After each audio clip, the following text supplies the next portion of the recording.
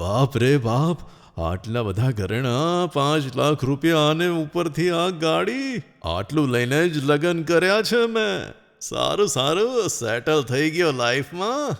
પૈસા લીધા, ઘરેણાં લીધા, ગાડી લીધી અને છોકરી જોડે લગ્ન કર્યા. આપણી લાઈફ તો સેટ છે બંધુ. આ જલસા કરો ને. મારે જે જોઈતું હતું બધું મળી ગયું. હવે મારે શું જોઈએ જિંદગીમાં? લાઈફ બની ગઈ સ્વર્ગ. મજા કરો ભાઈ. સ્વર્ગનો દરવાજો ખોલી રહી છે. આ તો ગુલાબ જાંબુ જેવી છે.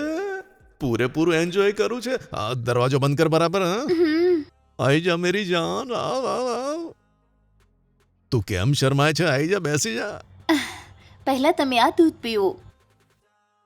અરે પીવું છું, તું બેસ ને. આ તો ચમેલી જેવી છે.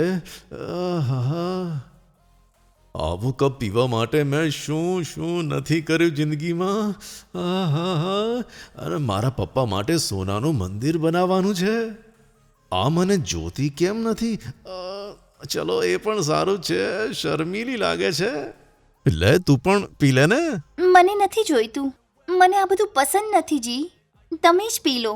અરે કેમ નથી પીતી તું? પુરુષના પીધા પછી સ્ત્રીએ પીવું જોઈએ. આજ આપણી સંસ્કૃતિ છે. ઓહ, એવું છે કે?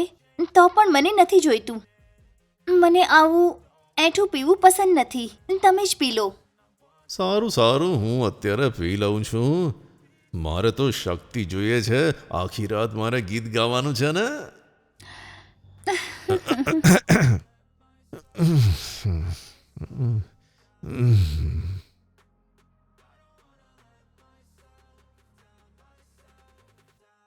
આ રાત માટે હું કેટલા દિવસોથી રાહ જોતો હતો, ખબર છે? એ પણ બિલકુલ આવું જ બોલ્યો. શું? એ હા જી. કોણ છે? મારા ઘરનો નોકર. શું? નોકર? અને ઘરનો બાવરચી પણ. બાવરચી અને પણ? માળીએ પણ કહ્યું. અને ઘરનો સિક્યોરિટી અને મારો કાર ડ્રાઈવર પણ. બધા તમારી જેમ બોલીને શરૂ કર્યું. આ શું બોલી રહી છે? સાંભળીને થાકી ગઈ. શું કરું? પૈસાની લાલચમાં પાતાળમાં પડી ગયો ને. તમારા જેવા મર્દો એક જ ડાયલોગ બોલે છે. આના પછી કશું જ નહીં, બધું જ ખતમ થઈ ગયું.